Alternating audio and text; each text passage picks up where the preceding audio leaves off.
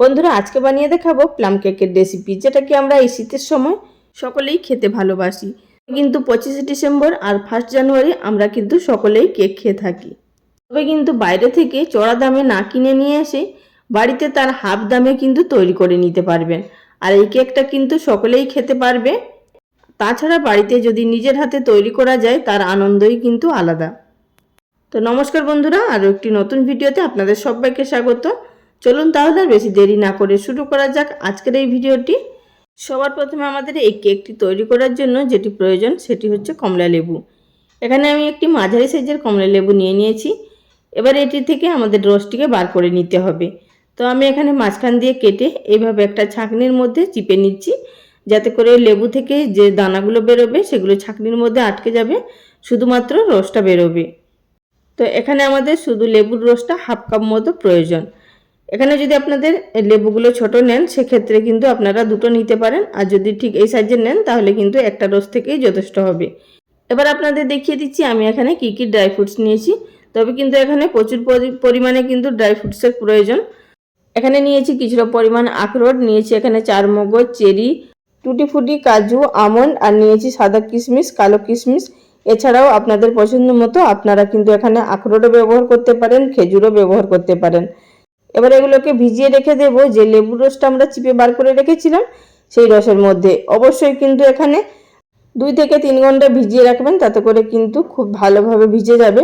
তবে আমার এখানে হাতে বেশি সময় ছিল না, আমি এখানে 1 ঘন্টা মতো ভিজিয়ে রেখেছিলাম। এবার এটিকে খুব ভালোভাবে মিশিয়ে নেব লেবুর রসের সাথে। মিশিয়ে নেওয়ার পর ঢাকা দিয়ে রেখে দেব ঘন্টা খানিকের মতো। আপনারা যদি সকালে তৈরি করতে চান সেক্ষেত্রে কিন্তু রাত্রে ভিজিয়ে রেখে দিতে পারেন। সকালে তৈরি করবেন, তাতে কিন্তু কেকটা খুব ভালো তৈরি হবে। আর আপনাদের দেখিয়ে দিচ্ছি এখানে আমি অপর দিকে কিছুটা পরিমাণ ড্রাই ফ্রুট নিয়েছি, যেগুলো কি উপরে সাজানোর কাজে লাগবে, এতে করে দেখতে কেকটা খুব ভালো লাগবে। তো এবার চলে এসেছি চিনির ক্যারামেল তৈরি করার জন্য। তো গ্যাস ওভেনের উপরে একটি কড়াইয়ের মধ্যে দিয়ে দিয়েছি হাফ কাপ চিনি। চিনিটাকে আমাদের প্রথমে গ্যাসের ফ্লেম হাইতে থাকা অবস্থাতে ক্যারামেল তৈরি করে নিতে হবে, যতক্ষণ না হালকা হালকা কালার চলে আসছে। আর বন্ধুরা এখানে আপনারা চিনির পরিবর্তে কিন্তু গুড়ও ব্যবহার করতে পারেন। গুড় ব্যবহার করলে শুধুমাত্র গুড়টাকে জাল দিয়ে কিন্তু ঠান্ডা করে মিশিয়ে নিতে পারেন। এখানে আমরা চিনিটাকে ক্যারামেল তৈরি করে নিচ্ছি, যাতে করে প্লাম কেকের কালারটা সুন্দর আসে, আর এতে করে কিন্তু টেস্টও খুব ভালো আসবে। তো এইভাবে যখনই হালকা হালকা লাল হতে শুরু করবে সেই পর্যায়ে আমাদের অনবরত নাড়াচাড়া করে যেতে হবে। আর প্রথম অবস্থায় দেখবেন চিনিটা কিন্তু হালকা দলা পেকে যাবে, তাতে কোনো ভয় পাওয়ার কিছুই নেই। আস্তে আস্তে কিন্তু চিনিটা মেল্ট হতে শুরু করবে। তো বন্ধুরা এবার কিন্তু গ্যাসের ফ্লেম একেবারে লোতে করে দেব, তা না হলে কিন্তু চিনিটা পুড়ে যাবে। এভাবে নাড়তে নাড়তে যখনই দেখবেন উপরে কিন্তু ফেনা সৃষ্টি হচ্ছে, সেই পর্যায়ে আমাদের কিন্তু এর মধ্যে জল ব্যবহার করতে হবে। তো আমি এখানে হাফ কাপ পরিমাণ মতো জল নিয়েছি। প্রথমে অল্প একটু দিয়ে মিশিয়ে নেব, তারপরে বাদ বাকি জলটা ঢেলে নেব। আর বন্ধুরা অল্পই জল দেবেন প্রথমে, তা না হলে কিন্তু যদি পুরো জল দিয়ে দেন গায়ে ছিটা লাগতে পারে। জলটাকে দিয়ে ভালোভাবে নেড়েচেড়ে মিশিয়ে নেব। মিশিয়ে নেওয়ার পর এবার গ্যাসের ফ্লেম বন্ধ করে দিয়ে এটিকে সাইডে রেখে দেব ঠান্ডা হওয়ার জন্য। অবশ্যই কিন্তু চিনি সিরাপটাকে ঠান্ডা করে নিতে হবে। এবার এটিকে সাইডে রেখে দিলাম। এবার চলে যাব বাদবাকি জোগাড়ের দিকে। অপর দিকে আমি একটি গ্রাইন্ডিং জার নিয়েছি, তার মধ্যে দিয়ে দিলাম 2 টেবিল চামচ পরিমাণ মতো চিনি। তার সাথে দিয়ে দিচ্ছি কিছুটা পরিমাণ গরম মশলা, যেমন এর মধ্যে আছে 3টে ছোট এলাচ, 3টে লবঙ্গ, আছে 5 থেকে 6টা গোলমরিচ, আর 1 ইঞ্চি মতো ডালচিনি, যেটা আমি ভেঙে নিয়েছি 2-3 টুকরো করে। এবার এই সমস্ত উপকরণের খুব সুন্দর একটি পাউডার তৈরি করে নিলাম।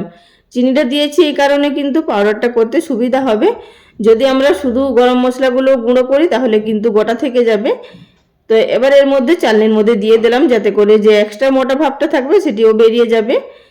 এখন এর মধ্যে দিলাম 1 কাপ পরিমাণ মেজারিং কাপের ময়দা। অবশ্যই কিন্তু যে কোনো একটা কাপ মেজারমেন্ট করে নেবেন, এতে করে কেকটা বানাতে সুবিধা হবে। দিয়ে দিলাম ছোট 10 টাকা প্যাকেটের যে গুঁড়ো দুধ থাকে 1 প্যাকেট।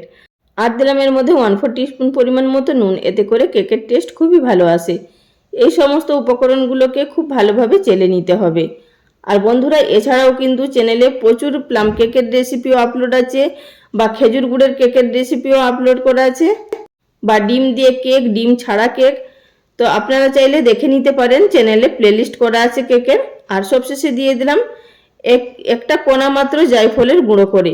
তো দেখতেই পাচ্ছেন কতটুকুনি ব্যবহার করলাম, খুব বেশি দেবেন না, তা নাহলে কিন্তু আবার উগ্র গন্ধ লাগবে। এবার যে ড্রাই ফ্রুটগুলো সব করে রাখা হয়েছিল সেগুলোকে এর মধ্যে দিয়ে দিলাম। এবার একটু মিশিয়ে নেব। প্রথমে হালকা একটু মিশিয়ে নেব, তারপরে আমরা যে চেনির ক্যারামেলটা তৈরি করে রেখেছিলাম সেটিকে অল্প অল্প দিয়ে আমাদের ব্যাটারটি তৈরি করে নিতে হবে। তবে কিন্তু আমরা যে অন্যান্য কেক তৈরি করে থাকি তার তুলনায় কিন্তু এই কেকের ব্যাটারটা অনেকটাই ঘন হবে। একসাথে কিন্তু চিনির ক্যারামেলটা দেবেন না, তা না হলে কিন্তু কেকের ব্যাটারটা পাতলা হয়ে যেতে পারে। যতটা প্রয়োজন হবে ততটাই কিন্তু দিতে হবে। আর বন্ধুরা, ভিডিও চলাকালীন ছোট্ট একটি অনুরোধ, যদি চ্যানেলে কেউ নতুন দর্শক বন্ধু হয়ে থাকেন, ভিডিওটি দেখার পর যদি আপনাদের ভালো লাগে চ্যানেলটি সাবস্ক্রাইব করে নেওয়ার অনুরোধ রইল। পাশে থাকা বেল বাটনটি অবশ্যই প্রেস করে রাখবেন, এতে করে পরবর্তী ভিডিও নোটিফিকেশন সবার আগে পেয়ে যাবেন। আর সেখান থেকে আপনারা আপনাদের সময় অনুযায়ী ভিডিওটি দেখে নিতে পারবেন। আর যারা ফেসবুক পেজ থেকে দেখছেন তাদের কাছেও রিকোয়েস্ট রইল পেজটি ফলো করে নেওয়ার জন্য। আর বন্ধুরা, এবার আমি এর মধ্যে এড করে দেব 1/4 কাপ পরিমাণ মতো রিফাইন্ড অয়েল। আপনারা চাইলে কিন্তু গলানো বাটারও ব্যবহার করতে পারেন। আমি এই পর্যায়ে দিয়ে নিচ্ছি। আপনারা কিন্তু যখন আমি ড্রাই ফ্রুটগুলো দিলাম তখন কিন্তু একসাথে দিয়ে দিতে পারেন, বা ময়দা চিনির গুঁড়ো যখন চেলে নিলাম তারপরেও কিন্তু আপনারা মিশিয়ে নিতে পারেন। তবে কিন্তু অবশ্যই মাপগুলো মনে রাখবেন। 1 কাপ ময়দার জন্য এখানে কিন্তু 1/4 কাপ পরিমাণ মতো গলানো বাটার বা ঘি বা রিফাইন্ড অয়েল ব্যবহার করতে পারেন। এছাড়া কিন্তু অন্যান্য তেল কোনো কিছু ব্যবহার করবেন না। তো বন্ধুরা, এবার এটিকে খুব ভালোভাবে ফেটিয়ে মিশিয়ে নিলাম। এবার একটি স্ট্যান্ডার বসিয়ে নিচ্ছি। এর মধ্যে দিয়ে দিলাম 1 চামচের 4 ভাগের 3 ভাগ দিয়ে দিলাম বেকিং পাউডার, আর দিলাম 1/4 টিস্পুন পরিমাণ মতো বেকিং সোডা। যতটা আপনারা বেকিং পাউডার নেবেন তার কিন্তু 4 ভাগের 1 ভাগ বেকিং সোডা ব্যবহার করবেন, তা না হলে কিন্তু কেকটা খেতে ভালো লাগবে না যদি বেকিং সোডা বেশি হয়ে যায়। আর দিয়ে দিলাম এর মধ্যে 1 টিস্পুন পরিমাণ মতো ভ্যানিলা এসেন্স। অবশ্যই ব্যবহার করবেন, কেকের টেস্ট এবং ফ্লেভার খুবই ভালো আসবে। আবার এটিকে খুব ভালোভাবে মিশিয়ে নেব। আর আপনারা চাইলে কিন্তু সবশেষে 1 টিস্পুন পরিমাণ মতো ভিনিগারও অ্যাড করতে পারেন, তবে আমি এর মধ্যে অ্যাড করলাম না, যেহেতু কমলা লেবুটা ব্যবহার করেছি সেটি একটু টক টক ভাব আছে। এবার আমাদের ব্যাটারটি কিন্তু বাইরে রাখা যাবে না, যেহেতু বেকিং পাউডার বেকিং সোডা পড়ে গেছে। এবার কেক টিনের মধ্যে ট্রান্সফার করে নেব। আগে থাকতে কেক টিনের মধ্যে ভালোভাবে তেল ব্রাশ করে বাটার পেপার লাগিয়ে নিয়েছি। এবার এই ব্যাটারটি দিয়ে এভাবে একটুখানি টেপ টেপ করে নেব, যাতে করে ভেতরে থাকা বাতাসটা বেরিয়ে যাবে। এবার উপর থেকে বেশ কিছু ড্রাই ফ্রুট দিয়ে সাজিয়ে দেব, যেগুলো আমি রেখেছিলাম আগে। এটা কিন্তু সম্পূর্ণ অপশনাল, আপনারা ইচ্ছে করলে দেবেন, না ইচ্ছে করলে দেবেন না। তবে কিন্তু বেশি পরিমাণে যদি ড্রাই ফ্রুট থাকে তাহলেই কিন্তু খেতে এই কেকটা বেশ ভালো লাগে। আর এখানে আমি আমার পছন্দ মতো উপরটাকে সাজিয়ে নিলাম। এবার চলে যাব আমরা বেক করে নেওয়ার পদ্ধতিতে।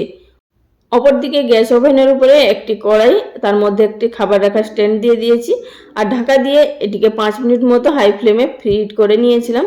তার মধ্যখানে বসিয়ে দিলাম কেকের বাটিটা, উপর থেকে ঢাকা চাপা দিয়ে এবার গ্যাসের ফ্লেম মিডিয়াম টু হাইতে থাকা অবস্থাতে 5 মিনিট প্রথমে বেক করে নেব। তারপর গ্যাসের ফ্লেম একেবারে লোতে করে দিয়ে 45 থেকে 50 মিনিট মতো বেক করে নেব। তো এখানে আমার কেকটি তৈরি হতে লেগেছে পুরোপুরি 50 মিনিট মতো। এবার ঢাকাটা তুলে নিয়ে আপনাদের দেখিয়ে দিচ্ছি যে কেকটা ঠিক কিভাবে বেক হয়েছে। তো একটি টুথপিক দিয়ে দেখে নিলাম, দেখুন টুথপিকের গায়ে কিন্তু কিছুই লেগে নেই, এর মানে কেকটা খুব ভালোভাবে বেক হয়ে গেছে। এবার নামিয়ে নিয়ে হালকা ঠান্ডা করে নিয়েছি। তবে কিন্তু এই কেক যদি 2-3 ঘন্টা ঢাকা দিয়ে রেখে দেন তাহলে কিন্তু খুব ভালো হয়। তবে আমার হাতে যেহেতু সময় কম, কেটে দেখাতে হবে, তাই আমি এখানে 1 ঘন্টা মতো বাইরে রেখেছিলাম। তারপরে আপনাদের দেখিয়ে দিচ্ছি, এখনও কিন্তু কেকটা হালকা হালকা গরম আছে। তো বন্ধুরা, এবার কেটে নিয়ে আপনাদের দেখাচ্ছি যে কেকটা ঠিক কতটা পারফেক্টভাবে তৈরি হয়েছে এবং ভেতরটা কতটা নাটসে ভর্তি সেটা আপনারা নিজেরাই দেখতে পাবেন। তো কেকটা বন্ধুরা কাটা দেখেই বুঝতে পারছেন যে কেকটা কতটা পারফেক্টভাবে তৈরি হয়েছে। এবার কেকটা দেখুন কতটা ফুলেছে, আপনারা কেকের উঁচুটা দেখেই বুঝতে পারছেন। এবার কেকটাও কতটা স্পঞ্জি হয়েছে সেটাও বুঝতে পারছেন। এবার আপনাদের কেকটা একটুখানি আমি ভেঙে দেখিয়ে দেবো, তার আগে ছোট একটু টুকরো কেটে নিচ্ছি, এতে করে দেখিয়ে দিতে সুবিধা হবে। আর বন্ধুরা, আপনাদেরকে এইটুকু কথা দিচ্ছি যে দোকানে যে আমরা কিনা কেক খেয়ে থাকি তার থেকে কিন্তু এই কেকটা খেতে সম্পূর্ণ ভিন্ন ধরনের, এবং তার থেকে শতগুণে কেকের টেস্ট ভালো হয়ে থাকে, এবং বাড়িতে আপনারা নিজের হাতে পরিষ্কার পরিচ্ছন্নভাবে তৈরিও করে নিতে পারবেন। তো বন্ধুরা, কেকটা দেখুন ভেতর থেকেও কিন্তু খুব সুন্দরভাবে তৈরি হয়েছে। আশা করছি আপনাদের ভিডিও ভালো লেগেছে। যদি ভালো লেগে থাকে অবশ্যই একবার ট্রাই করুন, আমার রিকোয়েস্ট রইল। আজ এই পর্যন্ত, সবাই ভালো থাকবেন, ধন্যবাদ।